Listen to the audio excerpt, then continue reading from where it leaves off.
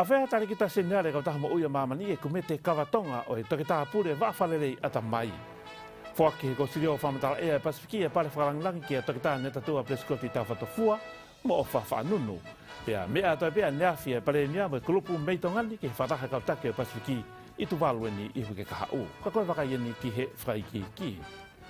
Kua hoka whehuanga kawatonga koe atatotonu ia ki ne whakawhea e tarikita senare kau taha mo uia mamani Dr. Tedros Ghebreyesus ki ne whakamahino ai konga i hono whatongia ki ne wheohi mo kau whengata ia i e waa whalerei ata mai. Koe konga ia ahi takai e tarikita senare ngai waa koe whare mahakwa i olahe pongpongi o e ahoni koe polkalama taitari koe ia o Ghebreyesus whataha pa me nesi pure maalunga koe ia mehe kau taha mo uia mamani ia Elizabeth Airo. Nai whaha toke tā pūre wha wharerei ata mai toke tā mapa hāna puloka ni whewhia mahino wola le lei ene ngā ue he wha koe ni pea ko hono fuae ene ngā ue ake whio hi whatau te hina he tanoa ahina ko hono vete he sekitai seni are hono sū kai malawa kena tangutu whakataha o ohu e mei kawa e kau whaingata ia whakata mai. Nakataka ko ulawa ia a Dr. Tedros ko mea mahanga taha ni tuk sio ko whio hi ko he. Ai ko fo ngā foki. O tau rak ho tau langi tu o me ka to ka tau tang tang ta ma ki ta no mo I he me afakatonga ko me bu to hanga o furi ko ke fai formality ko me awai wa ka batonga ya lo wa me no to ni na fa fi fo ki to ta bloka ene fra amu ke ilo I me mamani ko fonga tai tari ka ka ye ai tonga pena e fatonga I ma ke he se ki ta se nia le ka ta mo o mamani ko to ko me ma fa na ko ta iki o lu pe ma tang fu ka ta he to fai tau lunga tau lunga mahino ka tami ko na os fo ka upea he ka ta ho me ko ya nga te ke ari maman lahi mainstream ke tala me ko ni lengo us asi Facebook ko fa hi wa fu ke tami bo wa asi mai ngai me Facebook ko me comment ka kai una usa ia me I te tau pena e to o e loto e se tai se nia re fa puri o nga ake to ke ta puloka I hono tui fia o nga nga whatonga mo fonga no tau he ka whaingata ia whaata mai I apiko vaiola. Mai ngongo a television tonga ko bie ori. Na e whake pare whakalanglangi o ngoa tonga I he fuafua prokalama whake pare whakalanglangi ne ko sidio whamatala ea Pasifiki a pia I whiawhitu a ple lulu ai ko whake eni ki a takita netatua pleskoti tau whatofua pia mo o whanunu. Na e whake pare whakalanglangi ka toki tāne tatua pleskoti tau whatofua koe tale kita mālolo o e waa wheliuliwaki o ea I he prokalama ngāwe whakawhitu o ki he atakai kui loa koe SPREP pia mo ofa whaanunu koe tale kita o e waa whakamatala ea atonga, koe whakahaunga I ana ngahi ngāwe o skia velenga I hano kawikawea o e ngahi taumu a ngāwe I mala I koe ia o e whakamatala ea. I he lipotia Ilia Satora me he taimi nuku alofa, nei whaki kia toki tāne tatua e pale whakalanglangi koe Lifetime Achievement Award, ko ne tatuana e tok whili ki muini mai koe me mipa fo o e pe nolo whale I whakasainisi o kau taha whakamatala ea mamani pe koe WMO, koe kulupueni o I kaumatao tao sai nisi tu ki mua e toko tahanima I mamani o gnau tau kei I mala e whakamatala ea moi vai. Pea koe pale whakalanglangi koe whakalunga ia ngā hita ulahi e whakahoko whatongia ne tatua I he mala eni I he Pasifiki. Na e whaki ki a ofa whaanunu ai pale whakalangilangi koe Individual Contribution Award ki eni ngahi ngāwe tokoni ki e langaha ki o ngāwe whakamatala ea atonga moi Pasifiki. Nei whirifo kia whaanunu koe Palestine e waai kau taha whakamatala ea a mamani I Asia o mai Pasifiki, ai koe fuafua tonga ia ke ne ihe lakanga maalunga koe ni. Pea koe ia whoki o kone tāke ato e kulupu atonga ni ki he whakataha I ko sinio whakamatala ea ai Pasifiki. I he tali e whaanunu e pale koe nina ane pehe ai o kone ngo I langlangi ia I he whiria ke mao e pale, pea ne whakamalo ia I kau ngā awe o e waa whakamatala ea atonga, pot ngā awe meitek, ngā he kupu whikawe a ki he Pasifiki, pehe ki ene family, ke nau poupou ke te ia I hene ngā awe o ne awai ke te unga koe ni. Na ne pehe o koko e pale koe ni ke toi whakai aia ia ki hoko pehe a toi pe e ne whakahoko whatongia ma ai kakai o tonga mo I Pasifiki, I he toi hiki hake e tu unga o ngā awe I he whakamatala ea ki whiau e ngā whia mau ai kakai. Koe fofo polokalama whaki pale whakalanglangi eni e kosilio, pe ko manaki ke hoko a toi pe polokalamani ke whakahoko taim te tau mo ngā whakataha e kosilio I he kaha o. Ma ai ngongo le teo ma televisione tonga ko au popua aho. Ka pau I kei ki ngāu aki whakapotopoto e teknolosia mo e whakalakalaka ai mitia whakasosiale e hoko ia ke paraparema ke hanga o nofo ai society.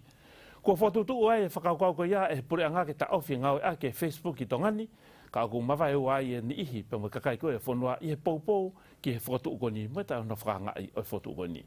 Kua hoka ngahi ulunganga kopi mo maulalo ni ihe media fa social be Facebook, ke whakaukau ia e pura ngā ke whaihana toi whakaukau ia nge tuunga oku ia e Facebook, ke whaihana poloka i puka tāpuni o si mitongani. O matunga ni ngahi lau i kovi i ngahi lea tae tau ulunganga tae whakapa e kakai unau ngawe ake ngahi ngoa loi mo whakapuri e Facebook, o iku ke ne whakatupoeha mo veu pe more me mauluta hai nofo ai tonga. O ki kai ke ngata pehe kakai o whanua ku whai kia ngahi ngawe pangoni, ka goa ueni ke whare o haa moe fōa ngahi ulunganga tae whiunga e Facebook en ihi o unau whakapuri pe tui pūloa hufanga e whatapu. Ka nei whai whatanoa ke ni ihe kakai o whanua whakau aku me kawe ngani, nei whakae mānoa vai o hou makalikao o sione pongi o kahoa mo si lesi ali na mei nuka lofa yanga e nau whakaukau o whakau aki pe mo kawe ngā koe ni. Kia te au ia ko pehau, ko tui au kere. Ko si iau tau tonu e ka tu kungau kai ke toi malu, tau ngoi more tu ngau guai koe tau nofo whatonga. Tau numpe ke ako tau matangari ke pot. Ai ka ba unau pe ki tāpune Facebook a ngai mai. Po kawa po ke. O i lava. Neongo e mau ngai e telefoni mo fetutak mo family. Ka ko tu tonu ke ako e tau kai ke tau lava o ngau e le ke Facebook a. Uilo ya uia ku parema enia ka te mau tolu koni ku mau foto business holo i tongani ai mau fingi business tau taha koni oku ke te lava ke te whaiha fetu taki ia ki he kau customer nge ko mau tolu koni ka ngā ue ke whai fetu taki ke ngā ko ngā ue koni ko mau whai mau ki foi ma e family o ke ai pe no lelei pe ai pe no ko kono lelei e to vave ngai ku fetu taki mo feso vaki ma kainga mi muli ka kono kovi ko e lahi palo pale ma mo e felau aki o ko si ai ngai family tonu e ngai pa ngai ngai lea ta fe unga e Facebook ka ko popo big ai ka pa ga ni hi au na fa nga e Facebook e have to nga pe pa blog pe mo e nau Facebook na to ka whakaama pe mua ko ngā ke wawe ngai ma whitu taki mo maungai family pe ka aha mea ko whatu pake o ku wawe ngai. Ko e kawi ngani utu kei ki a whangatuku kei e pure ngā ka nau kei ngā ue kia ki whapapau e malu me mauma o luta ai whanua whakaluku fua. Na e mea tapea nawhi e ki pare mia tonga sa mea la Aglis Pohiwa taki atu e kulupu mei tongani ki whakatahako e kau taki ngai whanua e Pacific Ipuka Forum ai whakoni tuwalu ihu ke kahau. I he roa tanga ni o nau i fisi pepe to hoka toi folau ki whana futi ki tuwalo pongpongi o ku kau whatahatu ai whaingonga koe whaleni ana siu wharekaano i folau koe ni o ne tuku mai e ngahi whamatala koe ni. E te penga au si bea whahoko e whatahono ni mga fule ka take ngai whanoi Pasifiki whana futi i tuwalo ko mau e palemia Agilisi Pohiwa ai ungi te take ato ai ka whaofonga mei tonga ki he whakatahalai koe ka take ngai whanoi Pasifiki.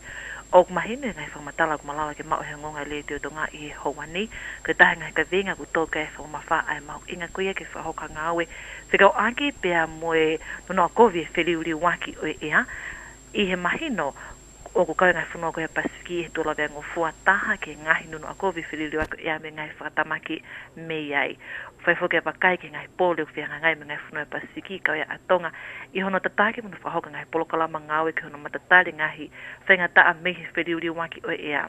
O taunga e whakataha whatatau ke polokalama koe malawa ke mau i hilo tonga ni whahoko ai whakataha makehe ai e pale mea o tonga Agilisi Pohiwa mue kau take ngai whanua ke e Pasifiki ka waipa me ngai whanua ke he pe i toa pule anga. Ke whamumitaha pea ai uni whamatarang malawa ke mau atu ki he ongongo i hilo tongani ma ai ongonga le te o tonga ko anasiu whalekao no. Ko e whamumita haia me whalau koe e kulupu mei tonga ni ki he whataha koe e kautaki ngai whanua e Pacific Ipuka Forum i he wiki kahau.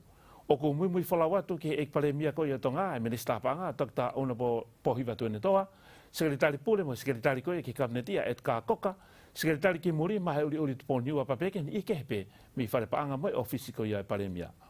O ko iai amanaki e toi ma uiangi ngahi polokalama ngāwe ani ihi ngahi kulupu whalahalaka i kakai whiwhine whanua aina nau kau atu ki harea pau tokoni me potu ngāwe koe ki ngai ngāwe whalatu whanua pako mia ai tamua tokoni koe ni ke whaivia mo whakai ai ngahi te whito i whatongia o ngai kulupu whalahalakani ke hanga oinofo o society.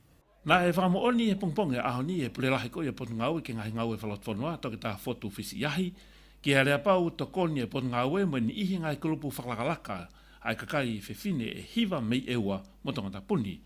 Nai whakahame pule lahi koia o e pot ngā ue toki tā whot whisi ahi, o to koni ko e nike e aia amanaki e hoko ia ko hawhakaloto lahi ki e hoko at koia no ngā ue i ngahi kulupuni e ngahi lelei ke mau e kakai meo nau ngahi wheitu u taitaha. Tau moa koia ke whakaivia ki nau tolu, ke nau whainga ngā ue ke mau e ha langa hake anō ngai whamiri, nau ngai kulupu. O kai ke tau mua inia ke toi totongi maha paanga. Koe grant pe nia pa koe paanga pe kuat ke nau ngā ue. Koe kongalai taha he ni ko whambe ke mea he kakai whanua koe. Koe ngau yanga maheni pe nia whai he kakai whewhine ngai koro, ngai community. Ai lalanga koe tō hiapo koe tui, moe whanki ngā ue pehe. Ka koe ui koe whaamu koe ai pureanga ke nau liriu e whainga ngā ue no whakahoko ke hoko ko hawa mawanga mo ui manau ngai whaamiri. Koe ui koe kai koe ke whaola lere e ngā ue whakatau taha. O mau whai ai rewa e he potu ngā ue o fōu i he waa koe e kai whiwhine. Koe kulupu e hiva ko niu kau kia kulupu tariangi, koe mawanga mo ui, koe maile lau momo mo e kolotoka kotoa ni mei onua ewa. Wai kai tau mei sapa ata, kai befoke kulupu koe lau takai anō mei folaha, mau he ofa me nuku pa befoki ke heng kou la mei to foa. O ku whiunga kotoa me paangai taha kilo wahi i he pureanga ki ngawe a ki ngahe ngawe whakalaka kai whiwhine, i tau kotoa o whakafau ia potu ngawe ki ngahe ngawe whalot whanua. O ku whatongai he waa whamatala ea koe a tonga ai whia mau ki toi makeheanga pe toi leleiange whamatala ea whikau aki mo ea i he tainimi. O toi lahianga ngahi mau i heanga koe a o ea. Pe ko whakatu uai e waa whamatala ea koe a tonga ki whakahoko haliliu ki ngawe ki takoni.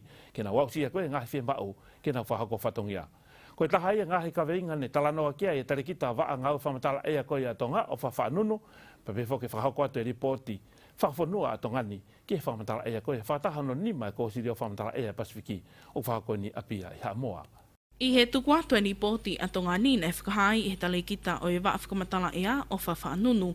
Mga tuunga i he wawe e whakalakalaka ki mua e waa whakamatala ea a tonga mo e whia koe e whakamatala o kumakehe mo le leiange whakate whito he taimu whakoko ai ha whakatamaki whakanatula o kuwhia mawai ki whakahoko haliliu i he ngāwe e waa whakamatala ea a tonga i malumalu koe e pot ngāwe Meidek. Koe ngā hilili weni o kuwhia mao ki whakahoko ki tokoni ki whainga e waa whakamatala ea ki whakahoko e nau ngahi whatongia i he malumalu e lau whakamatala ea wā whitaha whitu. Pēwhoki ki he whakahoko i ngahi polokalama ngāwe o kulau miliona anu mahuinga ki ngahi mea ngāwe whakatokanga whakawawave. Pe e whanunu o kwhia mao ki whakahoko i ngahi liliu koe ni ke toi leleiange ai ngāwe mo ngai ake o mea ngāwe. Pēwhoki ki he paanga ngāwe ke toi whakalakalaka ai whakahoko whatongia ma ai whanua. Koe ngahi tau mua ngāwe whoki o waa whakamatala ea ke tukua toi whakamatala o to tonu taimi mo whalala anga. Whikau aki mo ea pehe ki ngahi whatukanga ki ngahi mea ala hoko i tahi. Ko ea pehe ki whakamatala taimi loloa mo whakamatala ki ngahi matawhanga. O tokoni ani ki ngahi tamu ai tolu me tamu a whakakatoa e whitu i he whakatutu ngāwe whakalakalaka a tonga peke TSDF ai o kwhilawe i pe moia ki he ngahi tamu a langa whakalakalaka o tu loa peko i loa koe SDGs. Nei toi whakamamawhai e whaanunu e ngahi whia mao e waa whakamatala ea ki he kahau, ke toi whakalelei e ngāwe o kauheni e whia mao ke toi whakatokolahi e kau ngāwe whakamatala ea, ke malawa tonga o whai e ngāwe ke tuku ato e whakamatala ea ki whiwhalau aki wakapuna, ai au ku kei whakahoko mei whisi ai ngāwe ni. Kau ki heni me whakalakalaka ki mua e whakamatala ea ki tahi, whakalahi e ngahi whakatutolo i he mala eni, i tongani pehe ki ngahi whakatu ke he pē. Nai wiki e whoke whaanunu e poupou me he puli anga, ai a kua whakalahi ni e pa anga kua wahei, e patseti whakawhanua ki ngāwe a wa whakamatala ea, pa kune tau ngāwe ke whakapapau i e potpot tatau e ngahi whakamari e ngāwe, i he waa whakamatala ea, o tatau ki he tangata mo e whiwhine, a ki e tau whakatongalahi e kau ngāwe whiwhine, i he waa whakamatala ea. Koe tāke tueni whaanunu ai timi me tongani ki he whakatahano nima ko se lio whakamatala ea e Pasifiki, ai nei whakahoko whoki mo ngahi whakatahi he ke whilawe i pe mo whakatahani, i api a Haamoa e ni. Ma e ngonga le teo me televisione tonga, ko a popua aho. Nai toi e whalahi ake Australia e tola Amerika e tahaua tesimale valu miliona e ne takoni ki whapaanga koi ki tongani mo e Pasifiki o whatewhito ni ki e whaaki koi e mo ui. Ne whaene minister mo ui koi a Australia e Craig Hunt lolotonga ai fataha ai kau minista e Pasifiki na whaeni ki pape ete i Tahiti i he kamata koia o i wike ai na kauat kei minista mo ui koia tonga ona po Sosaia Piukala.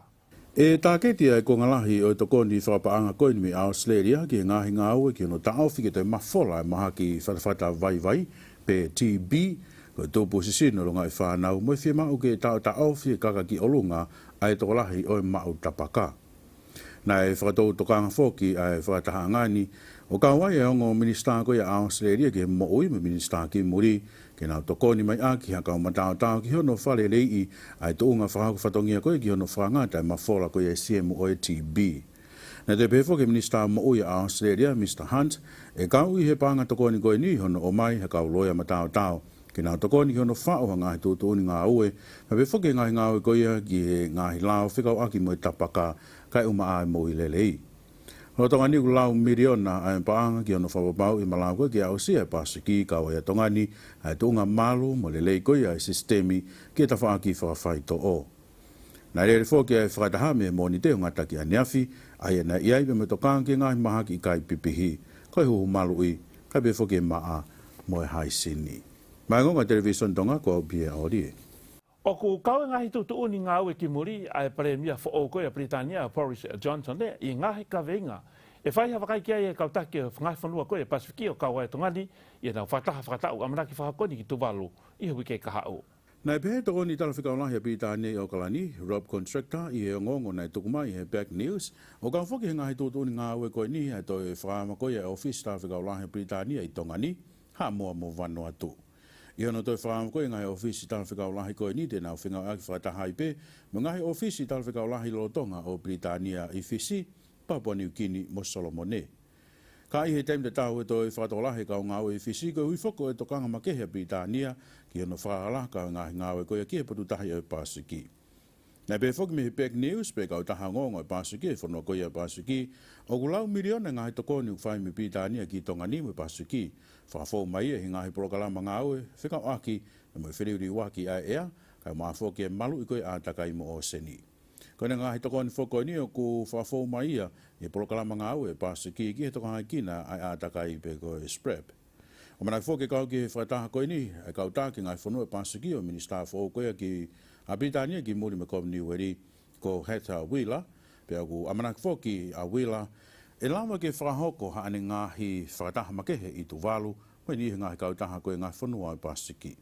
Ko ono toi whakama koe o whise tala whikaulahi Britania i tongani, nei tō mua whakaha pe ia lorotonga ai whakataha koe kautaki ngahi whanua Komni Weri he wanoa taha walu ai aneme ai e Paremia Honorable Samuel Aklis Pohiva. Mai television tonga ko bia ori.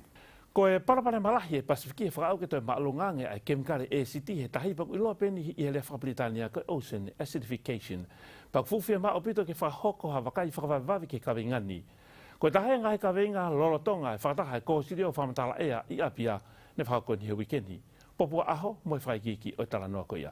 Na e lipotia Iliesa Tora me he taimi nukualo whānei whakamala ala e Robert McIntosh me he polokalama ngāwe ki ātakai koe SPREP ki he palapalema ki te malungangi a kemikale ACT i he tahi, pe koe iloa i he lea Britania koe ocean acidification.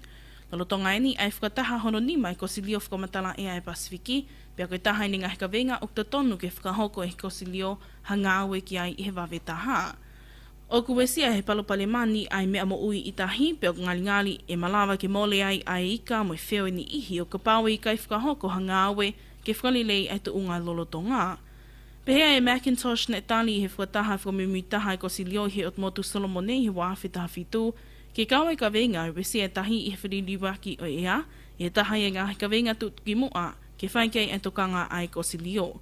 O kune whkutu ai ke whingai ake ngāhi puli angai Pasifiki, pehe ke ngāhi kupu whikau aki ke he kehe, ke malawa o maawai hawa tek anga ki he whaingata ani, ko hi ko palopale maini e kai malawa ke toi whakalelei o ka pau e whutotua o i ku mole ai ai ika mo i wheo ni ihi e kai malawa ke whakafoki mai eni a muiangi.